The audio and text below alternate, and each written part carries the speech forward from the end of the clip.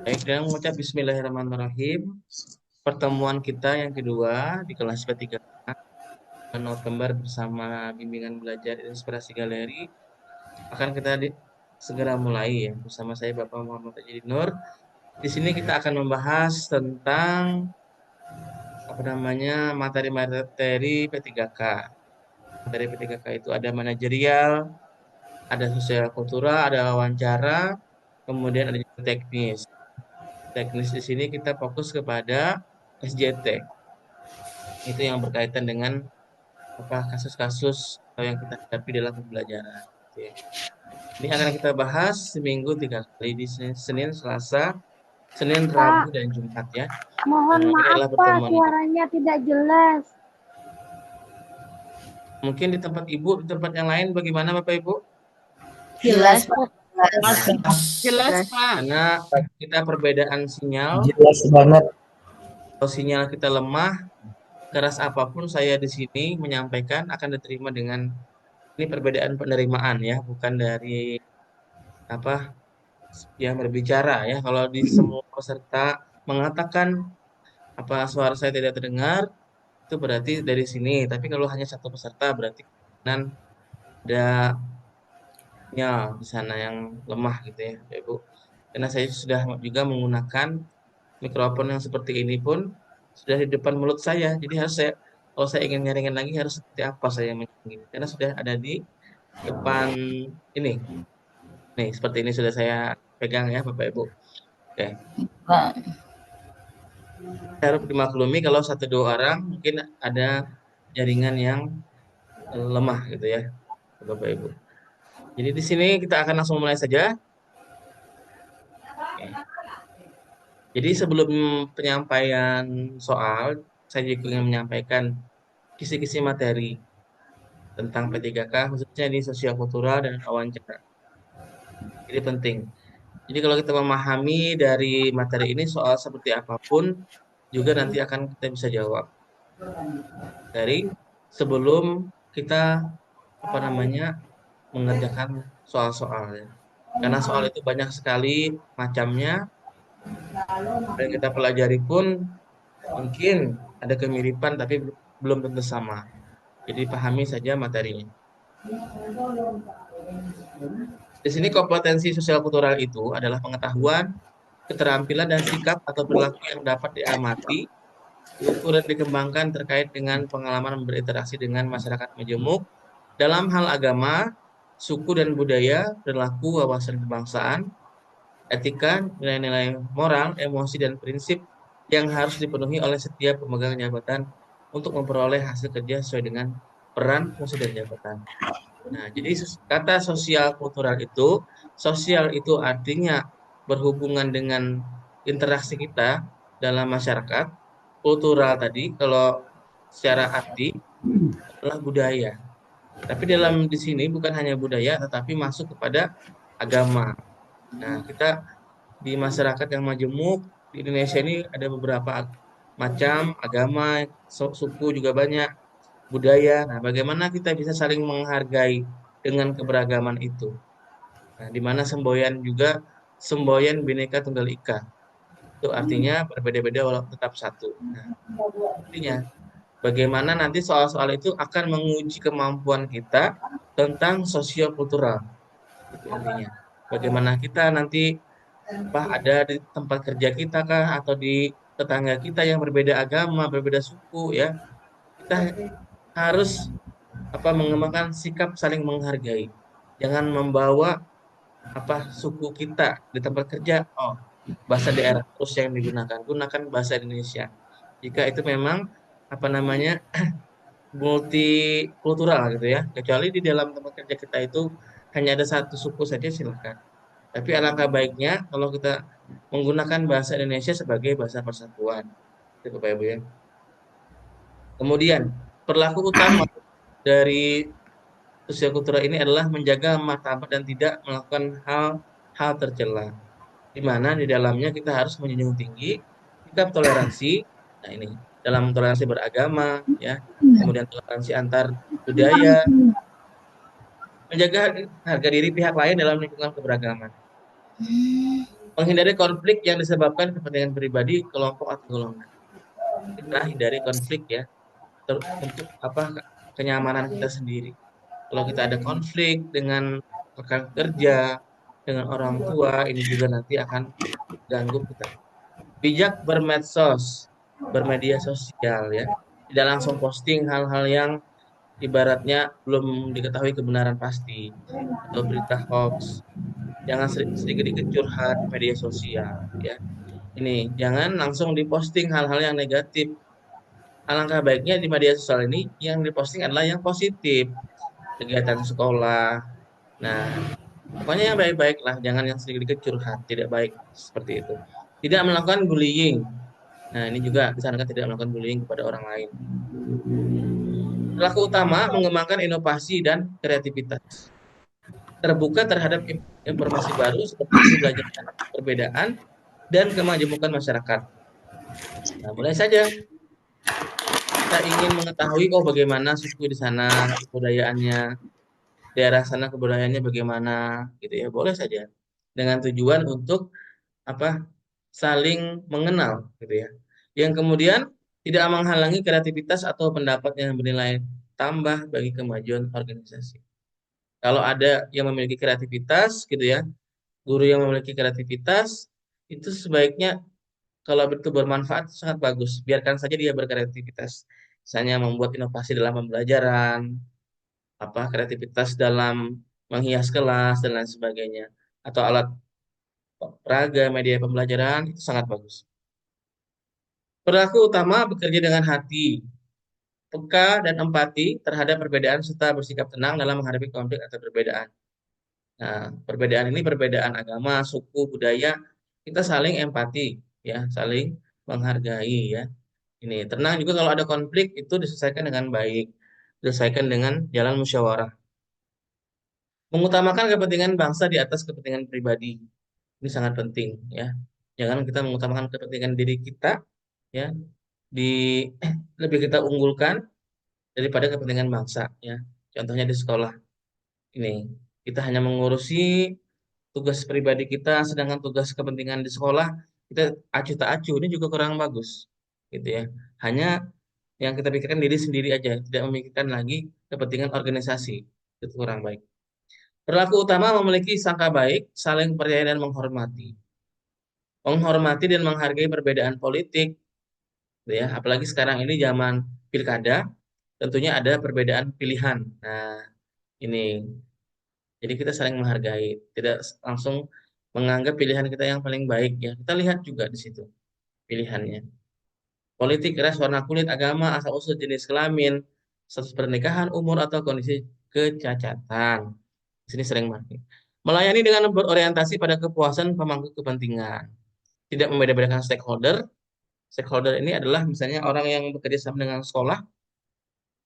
Tuh, stakeholder ini orang yang ada kaitan dengan sekolah, yang ibaratnya kemitraan dengan sekolah. Bersikap adil dalam memberikan pelayanan. Ini juga sangat penting. Gitu ya. Kemudian indikator pelaku dari sosial kultural ini adalah mampu memahami, menerima, dan peka terhadap perbedaan individu dan kelompok masyarakat. Ini harus penting. Kita harus bisa menghadapi perbedaan yang ada di dalam masyarakat. Jadikan itu sebagai keberagaman dan tidak saling membeda-bedakan. Dua, terbuka, ingin belajar tentang perbedaan dan kemajemukan masyarakat. Ini bagus ya. Nah, tidak ada salahnya kita ingin mempelajari atau mengetahui budaya orang lain ya dengan tujuan unsur kemajemukan tadi. Yang ketiga, mampu bekerja bersama dengan individu yang berbeda latar belakang. Tentunya di dalam dunia kerja pun tempat kerja kita ada bermacam-macam latar belakang suku, latar belakang agama mungkin ya, dan latar belakang lainnya. Kita saling bekerja sama dengan tim. 4, berlaku peduli akan nilai-nilai keberagaman dan menghargai perbedaan. Sangat penting. 5, membangun hubungan baik antar individu dalam organisasi dan pemangku kepentingan. Ini juga sangat dianjurkan. 6, bersikap tenang dan mengendalikan emosi dalam menghadapi pertentangan. Ini juga ketika ada konflik, mengendalikan emosi, jangan langsung marah-marah ya, apalagi sampai kontak fisik gitu ya. 7, mempromosikan sikap menghargai perbedaan. Ini sangat penting. 8, melakukan pemetaan sosial di masyarakat. Identifikasi potensi kesalahpahaman karena keragaman budaya. 9, mediator penyelesaian konflik atau potensi konflik. Nah, kalau ada konflik, sebaiknya kita sebagai mediator untuk menyelesaikannya gitu ya. 10, menginisiasi dan mempresentasikan pemerintah di lingkungan kerja dan masyarakat. 11, mendayagunakan perbedaan untuk mencapai kelancaran, pencapaian tujuan organisasi. 12, membuat program mengakomodasi perbedaan. 13, menjadi wakil pemerintah untuk membangun hubungan sosial, psikologis dengan masyarakat. 14, mengkomunikasikan dampak risiko yang teridentifikasi dan merekomendasikan tindakan korektif berdasarkan pertimbangan perbedaan keberagaman untuk membangun hubungan jangka panjang. 15, membuat kebijakan yang mengakomodasi perbedaan serta berdampak positif secara nasional. Bapak Ibu ya, sebagai pengantar, apa saja sih indikator dari sosial kultural ini?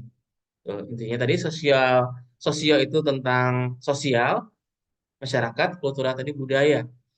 Baik itu budaya ini masuk juga di dalamnya tadi agama, suku, dan lain sebagainya. Itu Bapak Ibu. Pengantar kita ya. Nah, untuk sesi yang selanjutnya kita akan coba di sini beberapa contoh soal ya Bapak Ibu. Silahkan nanti ikut berkomentar atau juga ingin langsung menjawab ya boleh. Oke, Bapak Ibu ya.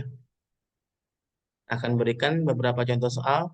Bahkan nanti kalau Bapak Ibu ingin juga membaca, boleh. Oke. Soal pertama di sini saya bacakan.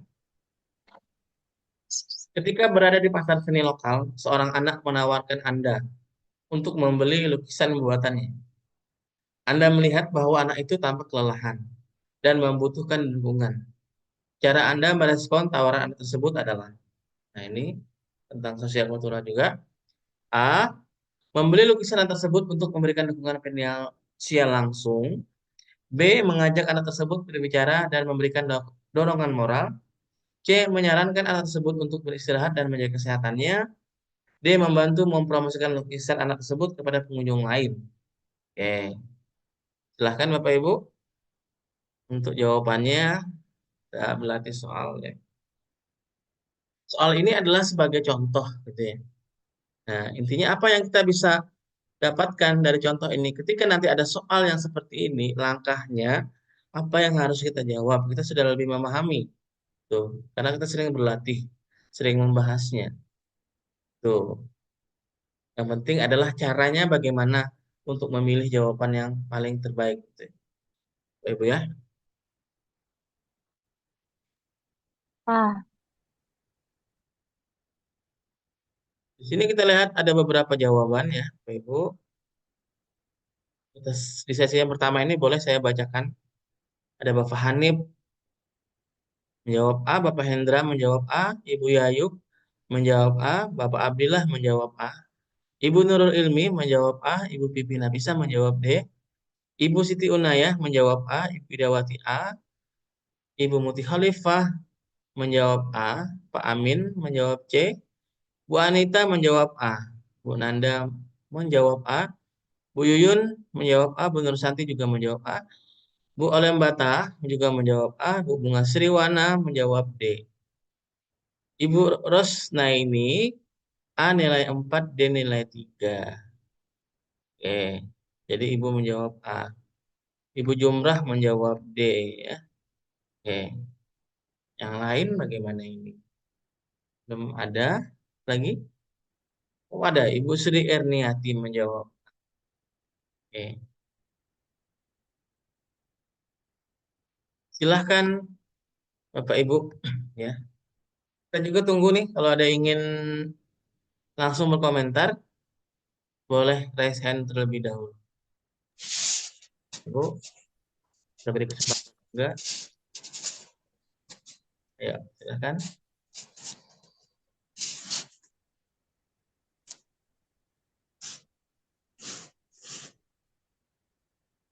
Bagaimana Ibu Nur Santi? Oh, iya Pak, Ya, ya izin Pak untuk Saya menjawab yang poin A, karena ini ada kata kuncinya, anak itu menawarkan kepada kita. Jadi, kalau anak menawarkan, kita berinisiatif untuk membeli lukisan anak tersebut untuk memberikan dukungan finansial secara langsung karena kita merasa kasihan kepada anak tersebut dan kata kuncinya ada di kata menawarkan. Oke, di sini kita karena tadi dia menawarkan Bu ya kepada kita. Iya, Pak. Mungkin begitu, Pak. Walaupun karena kita menghargai gitu ya, menghargai anak itu, walaupun kadang kita nggak terlalu butuh, tapi karena anak itu kita lihat juga sangat membutuhkan mungkin ya. Nah, jadi kita membeli lukisan tersebut ya dengan harapan bisa membantu mendukung finansialnya. Terkadang seperti itu ya kita hadapi dalam keseharian kita mungkin ketika kita melihat mungkin orang-orang yang kurang mampu apa namanya menjajakan dagangannya atau apa gitu ya. Apa nih ibaratnya walaupun kita sebenarnya tidak terlalu membutuhkan, tapi kalau kita ingin ingin menolong, nah kita beli ya. Walaupun itu kita tidak memerlukannya, itu bisa membantu mereka. Oke, kita langsung saja membahas soal ini. Oke. Skor tertinggi itu adalah yang A, kemudian B, D, dan C. Nah, ini Bapak Ibu. Jadi yang paling terbaik itu adalah membeli lukisan anak tersebut untuk memberikan dukungan finansial langsung, ya. Baru mengajak berbicara atau ya membantu mempromosikan, baru menyarankan anak tersebut untuk beristirahat. Ini apa urutan skornya, ya. Jadi nggak usah saat menjawab nanti nggak apa ibaratnya nggak harus mikir berapa skornya, pilih yang paling terbaik itu aja intinya. Apa seperti itu? Sini ada. Nah, pembahasannya di sini ada. Opsi A ini merupakan tindakan langsung yang memberikan dukungan finansial dan emosional, menunjukkan dukungan nyata dan praktis yang bisa langsung mempengaruhi kehidupan anak tersebut, ya di sini. Kalau yang lainnya ini bagus, namun tidak memberikan langsung, hanya berbicara saja, memberikan langsung. Sebenarnya bagus, ya, tuh, tapi tidak mengena dengan apa yang diharapkan. Gitu. Istirahat juga bagus, tapi kan dia butuh yang dia butuhkan apa lakunya tadi. Kalau dia istirahat malah nggak bisa jualan ya, gitu kan. Nah, mempromosikan ini juga bisa ya, mempromosikan. Hanya mempromosikan, belum tentu juga dibeli.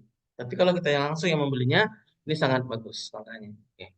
Kita lanjutkan ke soal berikutnya. Saya akan membacakan 5 soal dulu pertama. Nanti soal berikutnya boleh kita mengajak ya.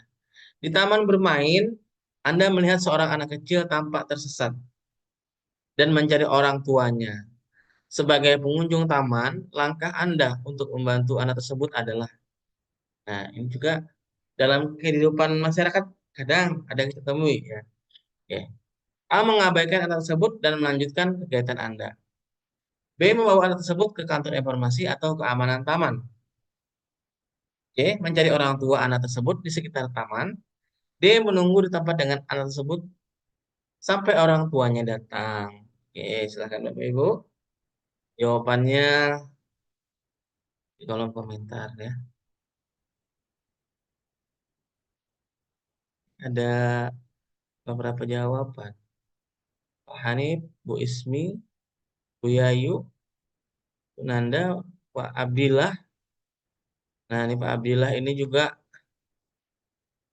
apa namanya peserta yang selalu aktif ya dalam setiap kegiatan Bu Nurul Ilmi itu biasanya setiap ada Makasih, Pak. bimbel selalu ikut ya, tidak pernah ketinggalan.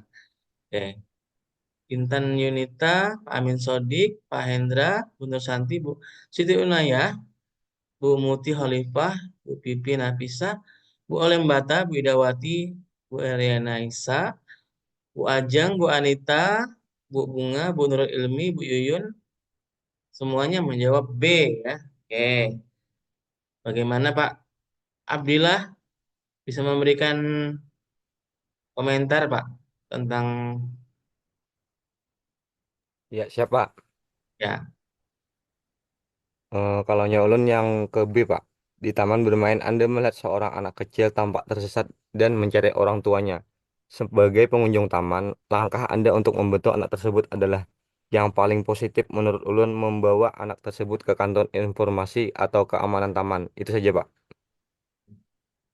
Yang B, Pak ya. Kenapa tidak yang C, Pak? Mencari orang tuanya. Kalau hanya mencari orang tuanya itu kita pasti tidak apa itu namanya, Pak. Tidak menemukan siapa orang tua anak tersebut, Pak. Kalau Tidak kita kenal, Pak membawa ya. anak tersebut Berarti. ya. Kalau kita membawa anak tersebut ke kantor informasi atau keamanan taman, otomatis kan di diumumkan nih anak siapa nih ya, ada yang hilang gitu, Pak. Oke, nah berarti kita di sini ada memang berempati, Pak ya. Ya, Berempati dengan berempati. tadi kejadian yang ada, gitu. Tidak mengabaikannya, Ya. heeh, atau menunggu.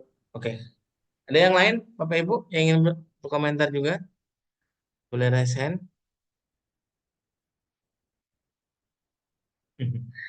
Banyak mode menyimak ini, banyak yang off kamera ya, Bu ya. Oke, tidak ada lagi? Ya, kita langsung bahas. Terus sekali B ya, membawa anak tersebut ke kantor informasi atau keamanan taman. Kenapa? Nah, di sini pendekatan terbaik karena mengamankan anak di tempat yang tepat di mana orang tua akan mencari dan memberi bantuan yang cepat. Nah, ini lebih cepat kayaknya.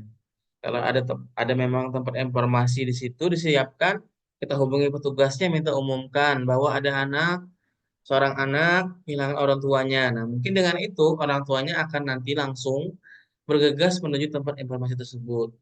Kalau kita mencari orang tuanya, kalau kita tidak kenal kita bingung, malah keliling nanti mau memperlambat lagi untuk penemuannya. Tuh. Atau menunggu di tempat tersebut. Ini iya kalau orang tuanya kembali lagi ya. Kalau orang tuanya tidak kembali atau ke tempat yang lain juga lambat. Jadi kalau opsi yang terbaik itu adalah yang B ya, membawa ke kantor informasi. Lanjut lagi ke soal berikutnya. Langkah yang Anda ambil sebagai orang tua untuk membantu teman sekolah Anda yang mengalami kesulitan belajar online karena tidak memiliki perangkat yang memadai adalah. Nah, di sini pilihannya adalah A. Menawarkan pinjaman perangkat atau mencari cara untuk mendapatkan perangkat yang lebih baik untuk dipinjamkan. B. Menghubungi sekolah untuk mencari solusi alternatif seperti peminjaman perangkat dari sekolah atau bantuan teknis tambahan. C. Mencari program atau organisasi di komunitas yang menyediakan perangkat atau bantuan belajar online gratis. D. Berdiskusi dengan orang tua teman tersebut untuk mencari solusi bersama, seperti mendapatkan bantuan dari yayasan atau donasi perangkat bebas. Oke, silakan Bapak Ibu jawabannya. Oke, silakan.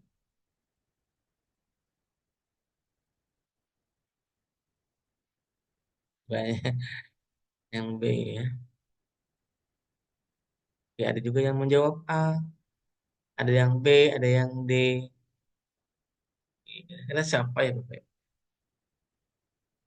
Menurut ini, nah, ini ada perbedaan pendapat di soal ketiga ini saya lihat. Ya, juga yang A nih. Di Iya akhir-akhir Pak, ini ada kita lihat jawaban. Silakan kalau Bapak Ibu ingin berkomentar. iya Pak, saya Ya izin Ibu, izin Bu Ilmi. komentar Pak.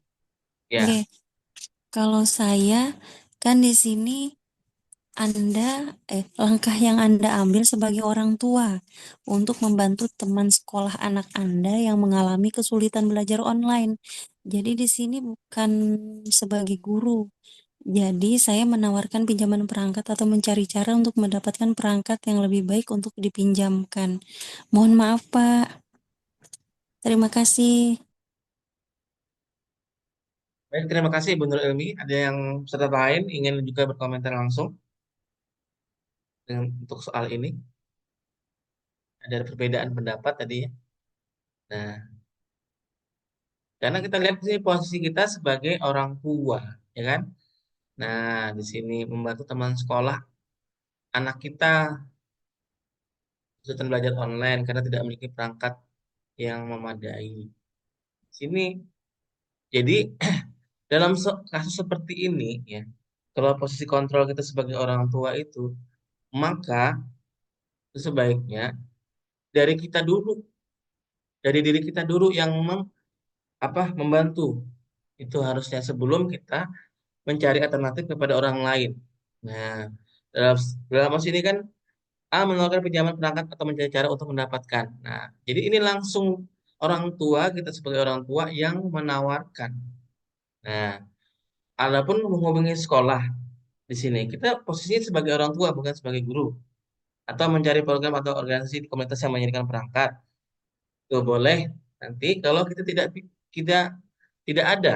Nah, itu berdiskusi dengan orang tua teman tersebut untuk mencari solusi bersama ini bagus sebenarnya, mencari solusi. Tapi dari keempat ini yang paling baik itu adalah yang A. Nah, karena kita langsung yang menawarkannya dari diri kita sendiri. Tuh, sama dengan kasus guru. Nah, ada murid itu yang ingin misalnya murid itu mengikuti olimpiade. Nah, apakah guru tersebut yang mengajarkan, menyuruh, meminta guru les atau meminta kepala sekolah, meminta bagian OSIS, nah kan? Itu maka yang terbaik adalah langsung guru tersebut. Seperti itu polanya. Apapun kegiatan apapun langsung yang eh, di awal yang langkah pertama adalah diri kita sendiri. Lanjut di sini untuk pembahasannya. Nah, ini A B C D. Kenapa di situ yang A? Nah, di sini ada sedikit penjelasan. Langkah ini langsung mengatasi masalah. Nah, dengan menyediakan akses yang diperlukan untuk pembelajaran online. Pembelajaran online ini bisa menggunakan laptop, bisa menggunakan handphone, ya. Tuh, kalau sekarang tuh ibaratnya kalau laptop sudah agak lumayan banyak penggunanya ya. Kalau punya laptop, misalnya bisa kita pinjamkan ya sebentar selama pembelajaran online. Oke. Lanjut ke soal berikutnya. Tindakan Anda sebagai satpam di perpustakaan saat menemukan remaja menggunakan ruang baca untuk membuat video TikTok yang berisik adalah. Nah, sini optionnya A. Melaporkan perilaku remaja tersebut kepada staf perpustakaan atau manajemen untuk ditindaklanjuti sesuai prosedur yang ada. B. Memberitahu remaja tersebut tentang aturan dan kebijakan perpustakaan yang melarang kegiatan yang mengganggu pengunjung lainnya. C. Mengingatkan remaja tersebut tentang etika dan tata krama yang sesuai di lingkungan publik seperti perpustakaan. D. Mendekati remaja tersebut dengan sopan dan meminta mereka untuk meninggalkan ruang baca atau melanjutkan aktivitas mereka dengan lebih tenang. Silahkan Bapak Ibu untuk optionnya. Nah, ini juga ada beberapa ya. Ada B, A, B, C, D. Ada ya. Oke.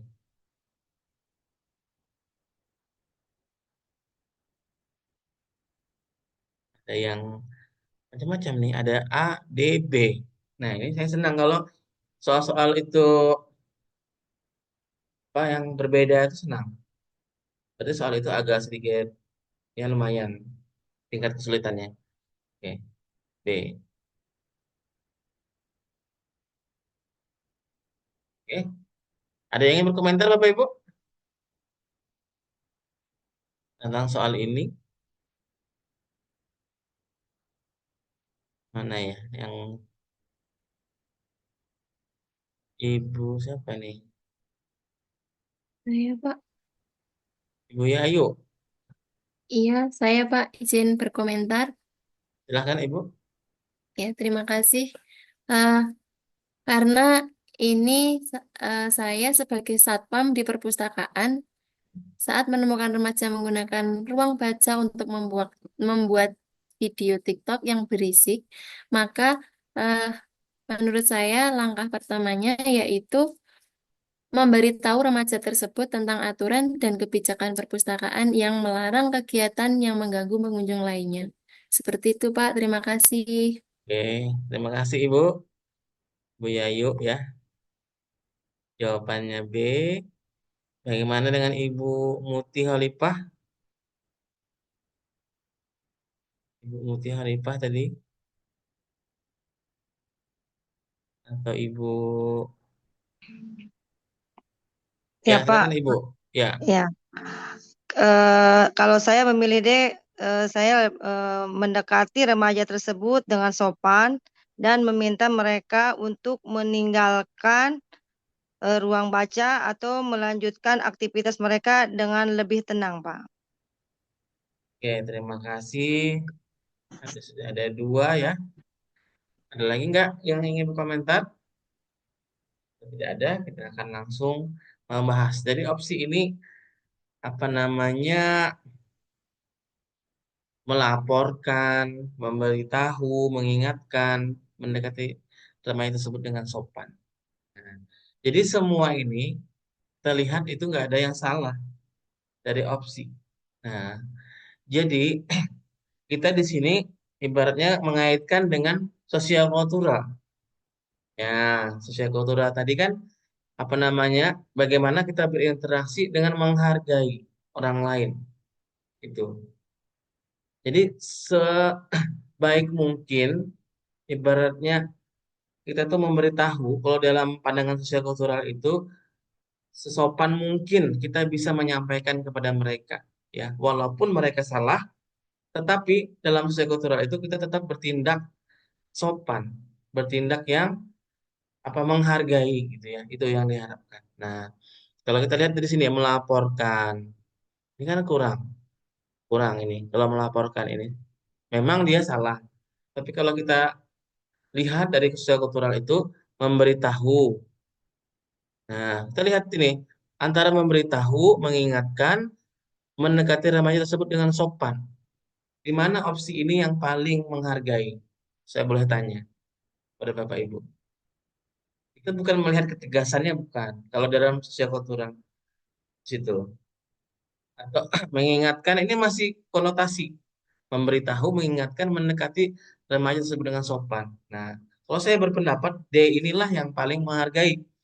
Nah, karena mendekati remaja tersebut dengan sopan itu. Kalau tinjau dari aspek sosial kultural tadi, walaupun sebenarnya Pak memberitahu nggak salah, mengingatkan juga tidak salah ya.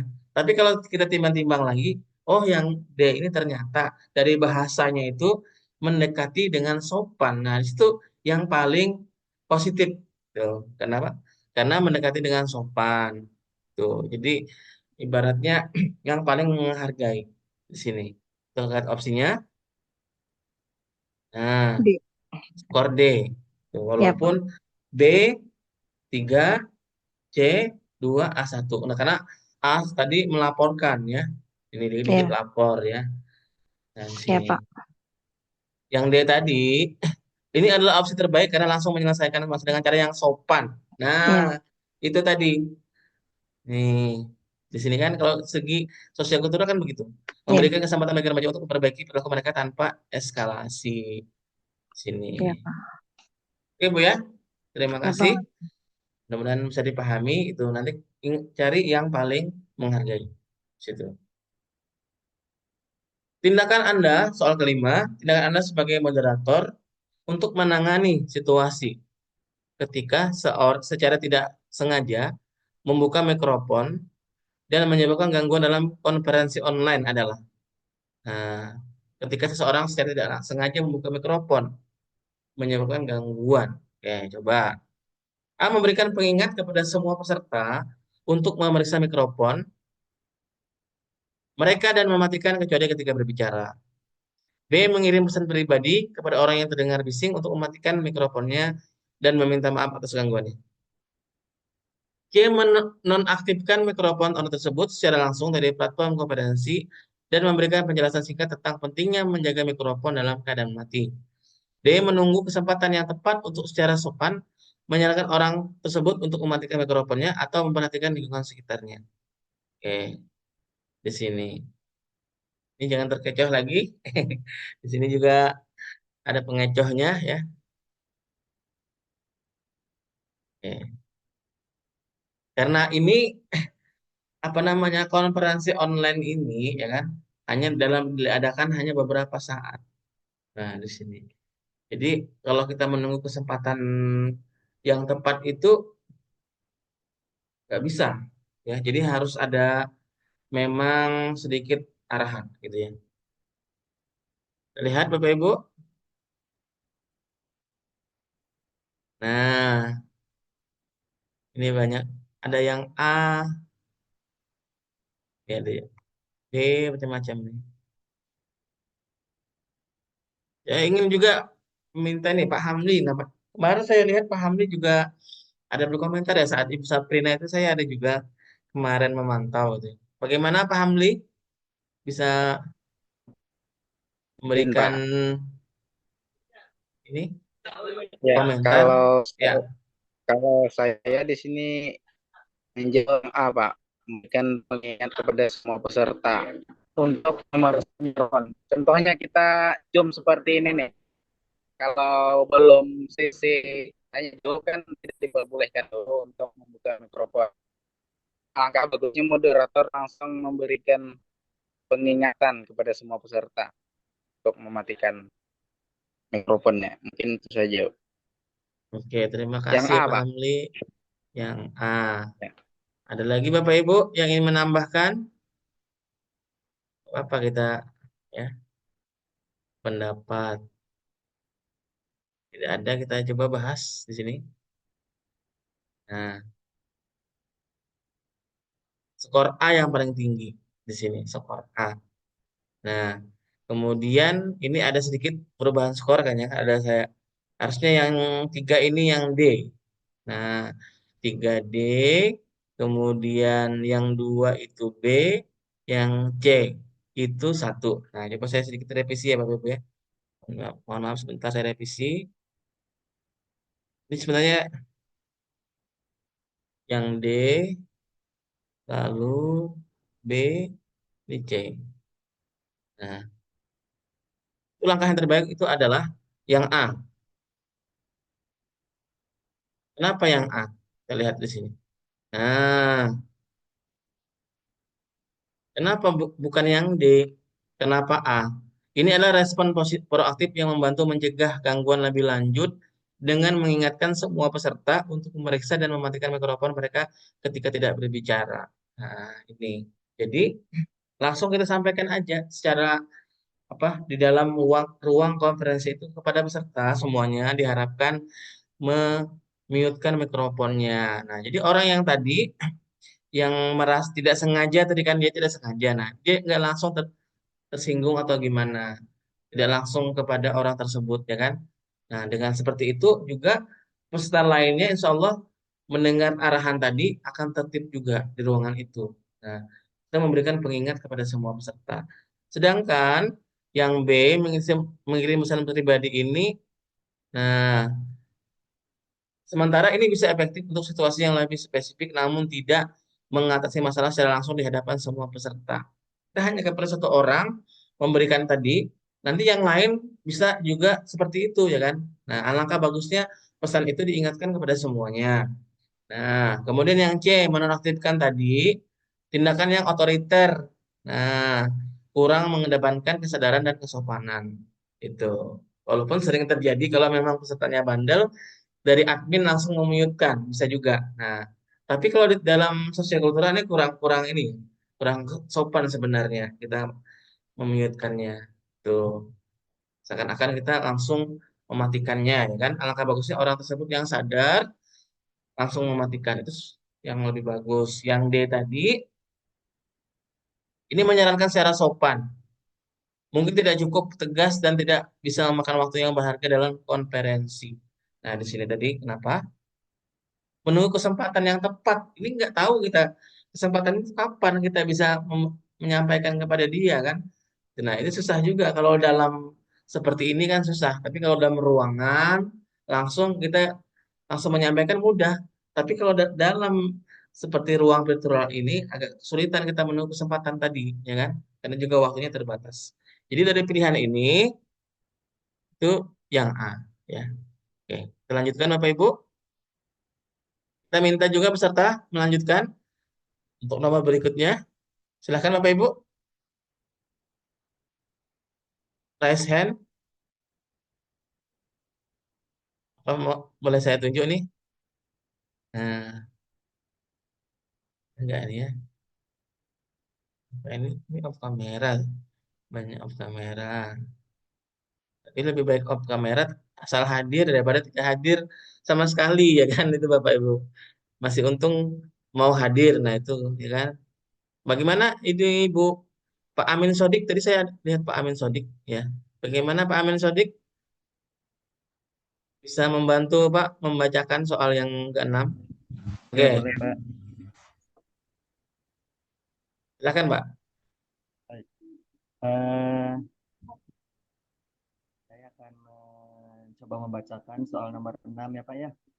Ya, nomor 6 Pak. Di supermarket Anda melihat seseorang yang jelas-jelas mengambil lebih banyak barang promosi dari yang diizinkan, menyebabkan kekurangan untuk pelanggan lain. Sebagai pembeli lain, reaksi Anda adalah titik-titik. A. Memberitahu staf supermarket tentang situasi tersebut agar mereka dapat menanganinya. B. Secara sopan menyarankan kepada orang tersebut tentang batas barang promosi yang telah ditetapkan. C. Mengambil barang yang cukup untuk diri sendiri dan menghindari konfrontasi langsung. D. Mencari staf untuk meminta lebih banyak stok barang promosi tersebut jika mungkin. Ya, terima kasih Pak. Ya, sama-sama, Pak. Jawabannya apa Pak? Jawabannya, mikir sebentar ya, Pak. Ya, ini mungkin sama tadi dengan yang kejadian di mana tadi? Kebun binatang Pustaka. tadi. Tuh, B ya, Pak ya. ya. Secara kayaknya yang poin terbesar yang B ya, Pak. Secara Yang B. sopan menyarankan kepada orang tersebut tentang batas barang promosi yang telah ditetapkan, Pak. Oke, terima kasih Pak ya. Nanti kita cek lagi untuk kuncinya juga.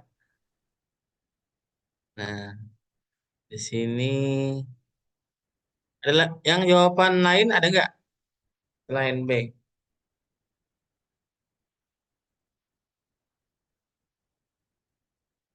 Ada yang D, yang A, apa nih? Oke, kita lihat langsung ya. Ini saya cenderung antara A atau B jawabannya.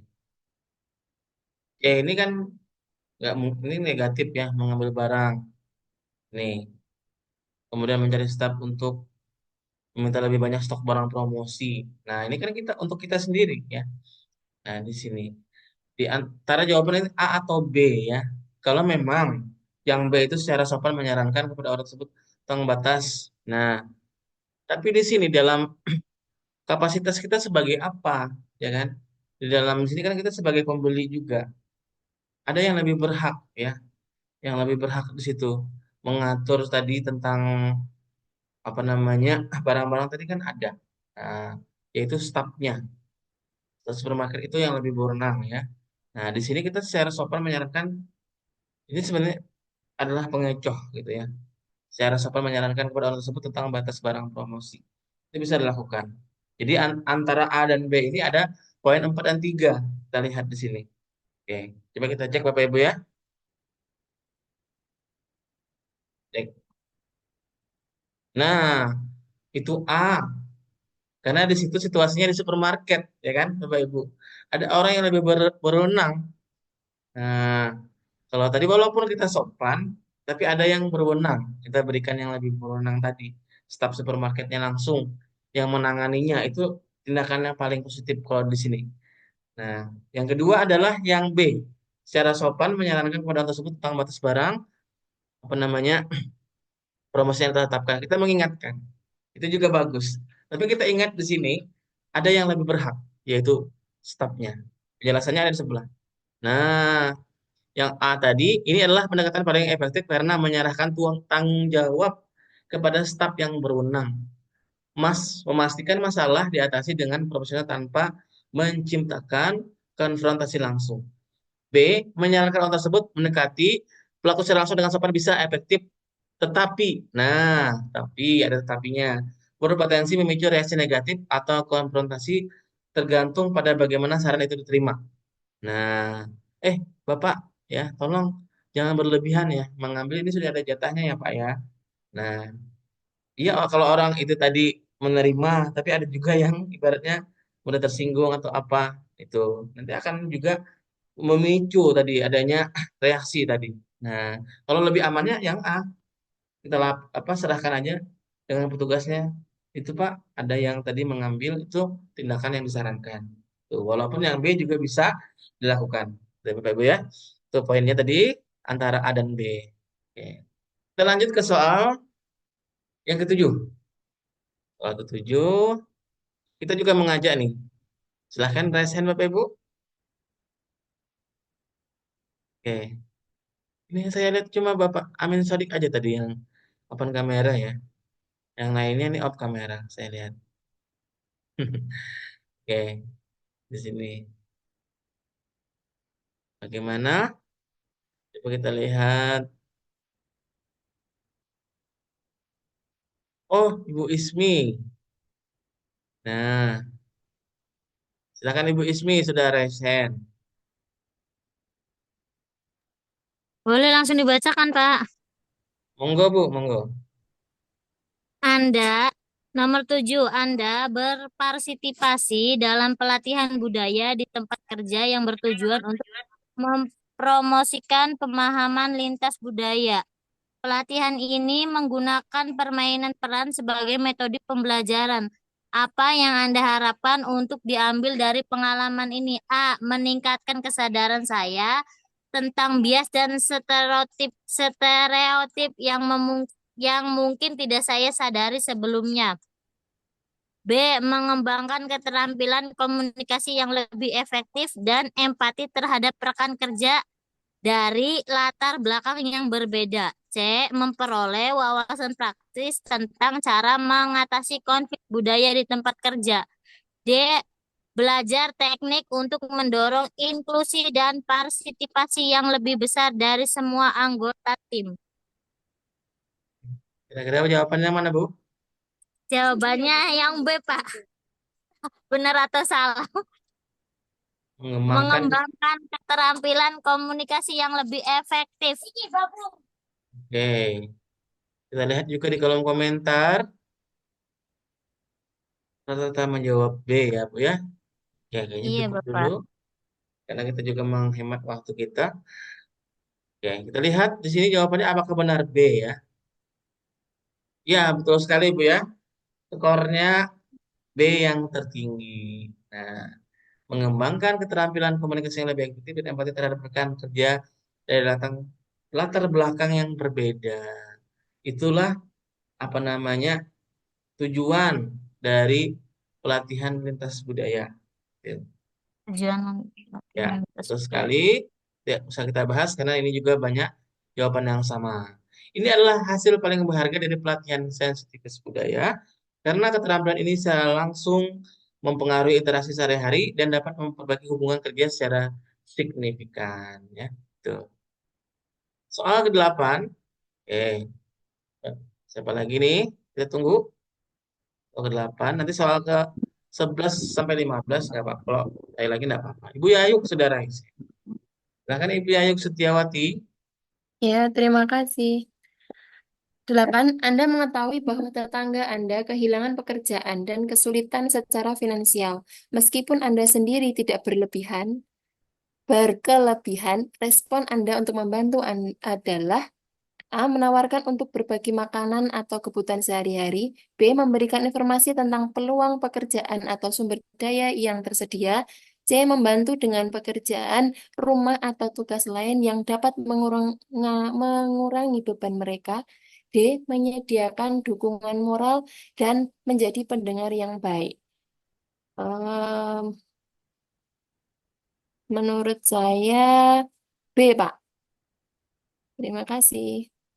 B. Memberikan informasi tentang peluang pekerjaan atau sumber daya yang tersedia. Oke, sudah. Terima kasih Ibu Yayu. Kita lihat di kolom komentar. Bagaimana juga banyak nih. Jawab B. Ada lagi yang ingin menanggapi Bapak Ibu untuk soal ini? Yang berpendapat? Ada? Saya Oke. Pak. Halo? Nah, jadi di sini ini tentang juga sosial kultural. Tangga kita itu kasusnya kehilangan pekerjaan atau dia PHK mungkin ya. Kesulitan finansial. Sementara kita berkelebihan. Nah, kalau pilihan A menawarkan untuk berbagi makanan atau kebutuhan sehari-hari, ini mungkin dalam satu dua kali bisa. Tapi kalau untuk seterusnya kita kayaknya nggak mungkin kita menyiapkan kebutuhannya sehari-hari untuk dalam jangka waktu yang panjang. Nah, atau yang di sini B memberikan informasi tentang peluang pekerjaan atau sumber daya. Nah, ini bagus. Dicarikan lowongan kerja tadi supaya tetangga kita tadi bekerja. Ini kita mencarikan peluang pekerjaan. Oh, ada lowongan di sini kita sampaikan. Itu bagus. Nah, jadi ketika dia dapat kerjaan, dia bisa memenuhi kebutuhannya sehari-hari daripada kita memberikan terus berbagai makanan untuk satu dua kali pasti bisa, tapi kalau seterusnya itu kayaknya tidak bisa, gitu ya. Karena kita juga ada yang kita nafkahin ya. Kalau hari-hari kita menjamin kebutuhannya, ini saya rasa tidak mungkin. Jadi membantu dengan pekerjaan rumah atau tugas lain yang dapat mengurangi beban mereka. Ini maksudnya ada pekerjaan di rumah kita, suruh mereka membantu, itu juga bisa. Tapi tetap opsi B yang paling bagus ya. Karena ini pekerjaan rumah kita juga tidak seterusnya ada. Dia menyediakan dukungan moral dan menjadi pendengar yang baik ya. Bagus ya, memberi dukungan moral, menjadi pendengar bagus, tapi harus ada tindakan yang konkret untuk hal ini. Jadi kita lihat ini opsi B yang paling positif ya, memberikan informasi tentang peluang pekerjaan tersebut ya. Oke, yang paling positif. Kenapa? Nah, B sini. Ini adalah cara paling efektif dan berdampak jangka panjang untuk membantu karena menawarkan solusi potensial untuk masalah utama mereka yaitu kehilangan pekerjaan. Masalahnya pekerjaan, jadi kita carikan informasi pekerjaan yang lain yaitu lingkungan yang paling tepat. Oke. Soal berikutnya 9. Oke. Siapa lagi nih? Bapak Ibu. Ini yang kalau yang paling terakhir di kolom chat siapa ya? Nah, Ibu Idawati, bagaimana Ibu Idawati atau Ibu Sri Erniati? Bisa membacakan Ibu? Iya, Pak. Ya, Ibu Sri Erniati. Silakan Ibu. Saat mengikuti workshop online, Anda menyadari bahwa ada kesalahan teknis yang mengganggu penyampaian materi. Sebagai peserta, cara Anda memberikan umpan balik konstruktif untuk perbaikan adalah A. Menulis umpan balik melalui fitur chat atau email dengan menjelaskan masalah teknis secara spesifik. B. Menyampaikan permasalahan selama sesi tanya jawab agar dapat segera ditangani. C. Memberikan saran perbaikan melalui survei pasca workshop. D. Menghubungi penyelenggara pribadi setelah acara untuk menjelaskan pengalaman saya. Menyampaikan permasalahan selama sesi tanya jawab, Pak. B. Itu yang menurut Ibu yang paling positif ya, Bu ya? Menurut saya B, Pak. Oke. Jadi dalam sesi tanya jawab ya, Bu ya? Ya, terima kasih Bu Sri. Yang lain ingin menambahkan di sini ya. Apakah sependapat juga dengan Ibu ya? Coba kita lihat ya di sini. Ini situasinya adalah kita mengikuti workshop online atau workshop kah, webinar kah ya. Nih, ada kesalahan teknis yang mengganggu penyampaian materi. Kesalahan teknis ini mungkin mikrofon dari pemateri misalnya tidak menyala, tidak on ya, atau misalnya ada suara berisik dan lain sebagainya itu. Kira-kira bagaimana bagi langkah kita? Menulis umpan balik melalui fitur chat atau email dengan menjelaskan. Nah, kalau fitur email atau chat ini mungkin kalau posisinya itu menumpuk atau banyak bisa tidak terlihat. Itu akan lambat direspon. Kemudian menyampaikan permasalahan selama si tanya jawab. Ini sangat ibaratnya kita menyampaikan, kita misalnya raise hand dulu, nanti ditanggapi, si tanya jawab, ini sangat bagus waktunya. Karena disampaikan langsung tadi. Nah, akan direspon secara langsung. Nah, tapi jangan langsung kita buka mic, kita coba raise hand dulu, ya, nanti dipersilahkan, baru kita sampaikan. Mohon maaf Pak, mohon maaf Bu, ini tidak terdengar mikrofonnya, gitu ya. Nah, itu bisa. Memberi saran perbaikan melalui survei pasca workshop. Ini tidak bisa. Pasca ini kan setelah, tapi kesalahan teknis ini sedang berlangsung saat materi, gitu ya. Apalagi dia menghubungi penyelenggara secara pribadi setelah acara. Nah, jadi penanganannya ini harus segera ditangani saat kegiatan tersebut berlangsung. Jadi yang pilihan itu antara A dan B bisa kita lakukan. Bisa juga dari yang poin A bisa digunakan, di chat di Zoom, ada gangguan apa bisa disampaikan. B menyampaikan selama sesi tanya juga bisa. Tapi secara pandangan spesifiknya adalah yang B karena permasalahan tadi langsung disampaikan. Nah, di sini kita lihat untuk poinnya. Nah, ini tadi B dulu baru A ya kan? Tuh. Kenapa? Yang B, ini langkah ini memungkinkan permasalahan untuk ditangani secara langsung dan segera memberi kesempatan untuk memperbaiki masalah selama workshop masih berlangsung sehingga memberi dampak positif pada semua peserta. Karena masalah ini harus segera ditangani saat itu juga. Tidak bisa setelah itu, pasca ya, apalagi setelah kegiatan. Nah, karena tadi kalau tidak ditangani misalnya ada tidak suara terdengar atau suara bising, storing, itu harus segera di saat itu juga ditangani gitu ya. Lanjutnya soal ke-10. Di kota Anda terdapat situs sejarah. Oke, ini mesti kita serahkan lagi nih, satu lagi deh kepada peserta deh yang hadir. Silahkan resen Bapak Ibu. Oh, Ibu Nur Laila. Silahkan Ibu Nur Laila. Baiklah Pak, saya akan membacakan Ya. soal nomor 1. Di kota Anda terdapat situs sejarah yang belum banyak dikenal, tetapi memiliki potensi besar sebagai destinasi wisata. Sebagai anggota komunitas yang aktif, inisiatif Anda untuk mempromosikan situs ini adalah A. Mengorganisir acara komunitas di situs tersebut untuk meningkatkan kesadaran. B. Bekerja sama dengan pemerintah lokal untuk mendapatkan dukungan dengan dana promosi. C. Membuat materi promosi seperti brosur dan postingan media sosial. D. Mengundang influencer atau media untuk mengunjungi dan mereview situs tersebut. Jawabannya Ibu? Jawaban saya B, Pak. Bekerjasama dengan pemerintah lokal untuk mendapatkan dukungan dan dana promosi. Oke, terima kasih Ibu Nur Laila. Ini juga di kolom komentar. B ada yang C. Ada yang berkomentar Bapak Ibu tentang ini? Ya. Oke. Jadi di sini ada situs sejarah yang belum banyak dikenal tapi memiliki potensi destinasi wisata. Nah, di kota ya, ini lingkupnya kota, Bapak Ibu. Jadi kita nggak bisa langsung, ibaratnya di kota ini ada yang berwenang, yaitu pemerintah setempat. Ada wali kota mungkin ya di situ yang berhak. Jadi kita harus apa? Bekerja sama dengan pemerintah, itu langkahnya. Jangan langsung kita buat materi promosi sebelum kita juga mendapatkan izin dari pemerintah setempat.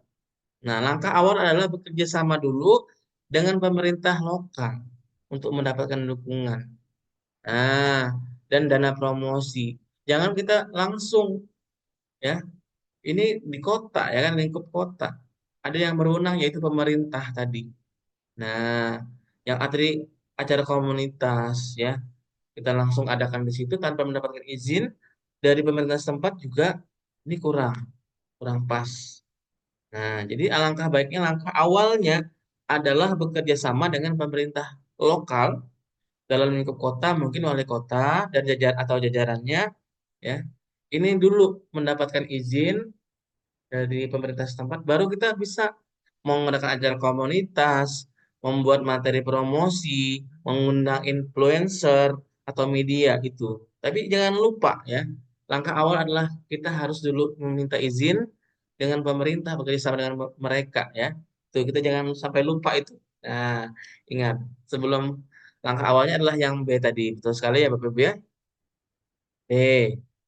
Nah, tindakan ini memiliki potensi jangkauan dan dampak paling besar karena melibatkan dukungan resmi dan mungkin dana yang dapat digunakan untuk inisiatif promosi yang berkelanjutan dan lebih luas. Nah, kalau kita juga sudah kerjasama tadi, mungkin ada anggaran khusus dari pemerintah, gitu ya, dan mereka juga bisa membantu mempromosikan kan lebih mudah tadi dibanding kita bekerja sendiri. Itu Bapak Ibu ya. Jadi opsi B tadi yang paling. Selanjutnya, kita akan tambahan 5 soal di wawancara. Tapi untuk efisiensi waktu ini saya langsung membacakan, Bapak Ibu ya. Karena waktu kita itu maksimal di 90 menit ya. Ini kita sudah berada di 65 menit ya. Di sini integritas ya. Jadi dalam soal wawancara itu apa sih yang ditanyakan?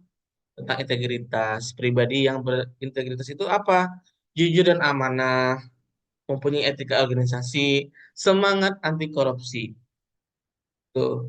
Kemudian memastikan integritas lingkungan kerja, sanksi dan teguran, serta evaluasi kinerja. Kemudian ada moralitas, yang perlu kita tanamkan adalah yang pertama, loyalitas pekerjaan, yang kedua, mampu bekerja sama, yang ketiga, motivasi tinggi terhadap pekerjaan, dan yang keempat, kemampuan melakukan refleksi diri. Nah, loyalitas ini kesetiaan juga ya, kerja sama juga penting, motivasi tinggi harus ada juga, refleksi diri ini ketika kita ada kekurangan, kita melakukan refleksi perbaikan untuk kepentingan instansi kita. Oke, langsung kita akan berlatih soal tambahan 5 ya. Nih, Bapak Ibu nanti kolom komentar boleh ya, langsung di kolom komentar. Oke, sini. Anda melihat bahwa rekan Anda sering meninggalkan tempat kerjanya berantakan setelah selesai bekerja. Tindakan Anda adalah apa? Pilihannya? A. Mengembalinya di depan rekan lain. D. Mendekatinya dan menyarankan agar selalu merapikan tempat kerja setelah selesai. C. Menginformasikan kepada supervisor tanpa memberitahu Anda. Atau membiarkannya karena Anda pikir mungkin ia memiliki alasan. Nah, kan Bapak Ibu. Jadi kadang di kantor itu kita lihat mungkin rekan kerja kita tuh ya, setelah makan atau apa namanya, tidak dirapikan kembali, berantakan gitu ya. Respon kita sih bagaimana sih ya? Kalau kita biarkan aja kan itu mejanya dia ya. Nah, atau informasi kepada supervisor atau kepada kepala sekolah ya. Kita informasikan, oh itu nah meja tersebut seperti ini berantakan ya. Nah, atau mengomelinya ya, biar dia jerah kita omelin aja dia depan rekan yang lain ya, atau mendekatinya dan menyarankan selalu merapikan. Oke, silakan Bapak Ibu jawabannya. Oke. Oh, banyak yang menjawab B ya Bapak Ibu ya. Banyak yang menjawab B. Kayaknya ini paling positif deh. Mendekatinya dan menyarankannya selalu merapikan. Nah, ini bagus ya kan. Kalau sosial kultural tadi menghargai penuh empati ya kan. Jangan ngomel-ngomel. Nah, jangan langsung informasi kepada supervisor atau kepala sekolah. Nah, atau membiarkan aja. Kita acuh kan kelihatannya. Ah, bukan urusanku, mejamu kotor kah, mejamu berantakan. Tapi kalau kita biarkan itu akan mengganggu suasana kerja di kantor kita. Nah, alangkah bagusnya kita dekati, kita sarankan saja. Jadi jawabannya adalah D ya. Ini paling positif ya. Tetap poinnya 4. Di sini tidak dijabarkan secara rinci poinnya. Kita langsung ke poin yang tertinggi aja. Soal ke-12, atasan Anda hendak memindahkan Anda ke cabang Sini. Yang sama sekali tidak pernah Anda kunjungi, pelosok. Padahal Anda adalah karyawan yang sudah lama mengabdi dan berprestasi, dan Anda cukup dekat dengan atasan, sikap Anda. A. Menolak dengan halus dan mengusulkan yang lain saja.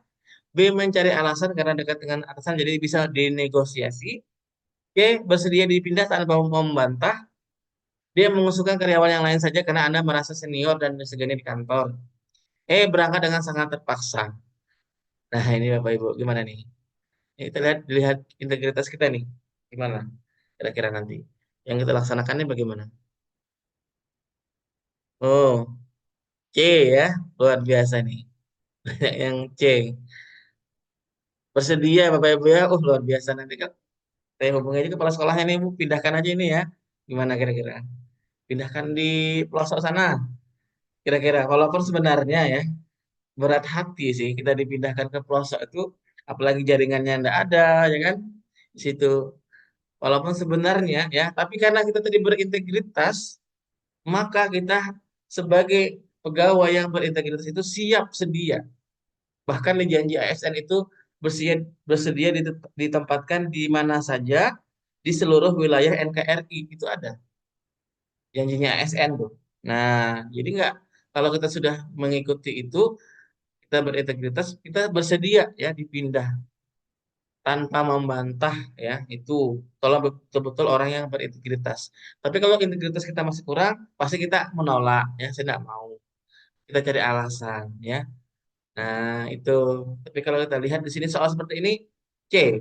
Jawaban yang paling tepat yaitu bersedia dipindah tanpa membantah. Itu yang harus kita tanamkan Bapak Ibu tentang integritas. Soal ke-13, pada akhir dari hari kerja normal, Anda mempunyai suatu pekerjaan yang tak habis-habisnya dan harus selesai tepat waktu ya. Jadi pekerjaan ini sudah harus dikerjakan hari itu juga. Ibaratnya sudah deadline-nya sangat dekat. Apa yang Anda lakukan? A. Pulang ke rumah dan menyelesaikan pekerjaan di hari berikutnya. B. Menyelesaikan pekerjaan tapi meminta uang lembur. C. Menanyakan pimpinan apakah ada uang lemburnya. D. Menyelesaikan pekerjaan dengan harapan memperoleh uang lembur. E. Menyelesaikan pekerjaan tidak peduli ada uang lembur atau tidak. Nah, di sini misalnya, buat apa aku capek-capek itu kerjaan, sudah waktunya pulang, mending buat apa? Gaji kok segitu-gitu aja, gitu ya ibaratnya. Buat apa gitu ya? Ini kan di luar jam kerja, harusnya ada uang lemburnya. Tuh, mungkin seperti itu ya bahasanya. Tapi kalau kita integritas tadi, kita lihat pilihannya. Oh, banyak yang menjawab Bapak Ibu ya. Nah, pasti kita akan menyelesaikan pekerjaan. Nah, karena harus selesai tepat waktu tadi, kita selesaikan tidak peduli ada uang lembur atau tidak. Karena itu pekerjaan kita misalnya, di hari itu harus menyelesaikan modul ajar misalnya. Sudah diminta sama kepala sekolah. Nah, sedangkan sudah waktunya pulang. Kita harus menyelesaikan modul ajar. Nggak apa-apa, kita lanjutkan, selesaikan ya, ibaratnya. Selama itu memang tugas tanggung jawab kita, tidak peduli ada uang lembur atau tidak, seorang yang berintegritas itu akan melaksanakan pekerjaannya. Oke. 13 adalah E. Terus sekali. Meskipun ada double. Soal ke-14, saat diterima nanti, hal apa yang menjadi prioritas Anda? Maksudnya nanti kalau diterima jadi P3K. A. Menguasai dan menjadi ahli pada bidang yang saya kerjakan. B. Mulai merancang bisnis sampingan sesuai dengan model dan dari gaji yang saya terima. Jadi gaji kita itu supaya nanti kita berkembang, kita bisnis sampingan lagi. Nah, itu prioritasnya. C. Mengenal rekan-rekan kerja yang ada di kantor. D. Mempelajari budaya dan menjelajahi daerah penempatan saya. Apa prioritas kita? Menguasai dan menjadi ahli pada bidang. Nah, kita lihat nih. Menguasai pekerjaan. Ya, Bintan ini ada muncul nih. Bagaimana Bintan? Yang A ya Bu ya? Ya, menguasai dan menjadi ahli pada bidang pekerjaan yang saya ampu. Kenapa tidak yang B Bu? Merancang bisnis. Kan pekerjaannya misalnya kan guru. Jadi fokus aja sama pekerjaan yang guru itu misalnya itu. Oh gitu Bu ya. Iya. Siapa Diperdalam tahu lagi. ingin mengembangkan usaha lagi enggak Bu ya? Enggak, fokus aja dulu. Mengembangkan ilmu lebih tepatnya sih, Pak. Itu Bu ya.